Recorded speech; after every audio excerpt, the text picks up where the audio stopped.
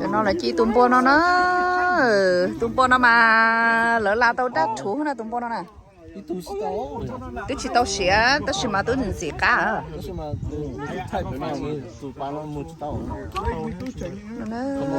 nó lưu vì nó bên tôi bên khó và nhiều lứa tôi xin chỉ đam mê đi săn đã qua nó nói chung là chế khó ăn mà đã cứ đi nữa đã nó lọp đó ấy cơn tao bỏ của nó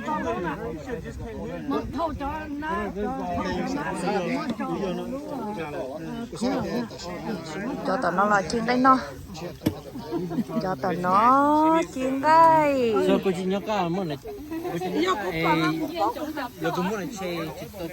roti đó nhá ngờ đó tao tư nấy sáng chơi hay á roti luôn á yeah tụi nó biết tụi mình xài tụi nó biết tụi nhá hello mình xài tụi nó trên đây đó lúc hồi chú nó đó nè cú em đến tay thì nó chơi xí lông to là trên đây xin nó ở tụi nhỏ là chi ta chứ ở tụi nhỏ một soi chứ ở tụi mình xài họ là chi nữa nhớ là dễ sống boss nếu nó mà tụi sông khó hay tiền chọn tụi chỉ cú nó rồi đâu khó tiền yêu chọn tụi chỉ cú thế mà ô chỉ sáng bốn tư là chiến cay nữa luôn tụi chú nó kề đó nếu nó tụi sông khó tụi dùng sống hết nữa cái gì chế bây giờ lý do sẽ lúc nú họ bật tàu hết chọn tụi họ bật cú mamiรู้tư là mamiรู้tư là tụi nó chỉ cho chế và cho cứ tỉ này cha sơ đơ là tuần chế ở lần để ý lên cho tụi nó nữa chị cho chế nó trên để bơ lưu đi nó có khó ai gì trên trong bó tụi nó lo đi nữa có khó ai nó mà đã cứ nữa khó nói rằng khó chơi dọ tụi lo thế này lo rồi cái nhóm đã medicine chứ họ medicine theo nhóm Cambridge xem mà ôi chúng ta tới bố cho con tuôn thử lỏ sao say hi xem mà say hi hello nè mà nói giờ cô tôi sinh dữ nè tôi men trai sinh dữ phải plen cho ý linh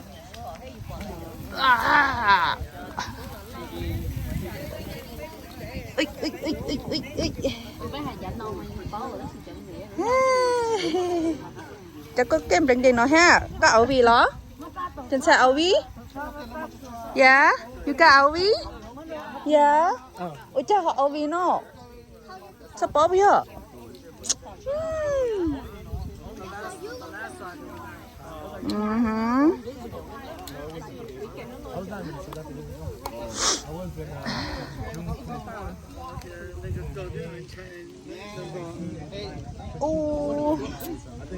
Đó, tụm bò tụi nó chơi là mất chi đâu lúc hồi chú tụi nó nữa mà đi ăn đó lúc hồi chú nó chơi lắm ba là một chi tụm bò nữa ít bên nữa mất thèn chơi qua tao thèn chơi là mà đi mất tụm bò là khẩu kia cho sợ nó nè cho họ ta xin nó nữa cho chị tao ấy qua thèn ngay vậy yeah. You got see chicken? Chicken over there. You see? To nè, cái to. Sai. No. Here. See? You see cái? See? Cu. Bắt đầu tên nó cái nhó thân sau lên nó, tổ tên nó nào. Wow, cái nó mà sao hay mà sao đi cái luôn nó mà cái mà cái nó mà nè po thấy có cái bay cái ôi tụi xin sửa ôi đông sai hai cái à sai say hi anh trai mò hi anh trai hello đấy là cô tụi thì bé tụi mình xài ạ nhưng mà kêu cơ chứ của anh gì mà không chéo nữa nhìn gì luôn chứ của anh gì mà không chéo đó nó Ô, có gì con lo cho e. Sao chỉ lâu quá chứ? Hey, nên trai. Come on, where are you? Where are you? Peekaboo. Hello. Trai. Say you are. You. Jelia.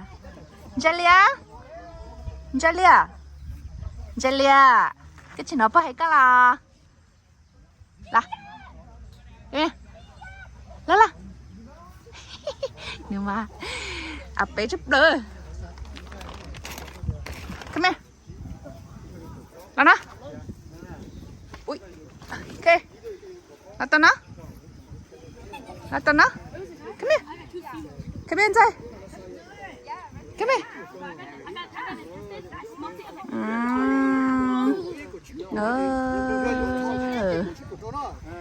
오 bye chúng nó chỉ tao tôi xin chỉ đồ nữa vậy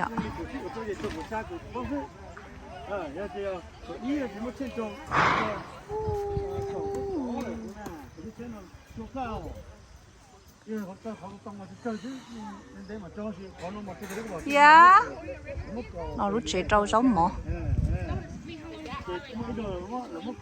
dạ anh thầy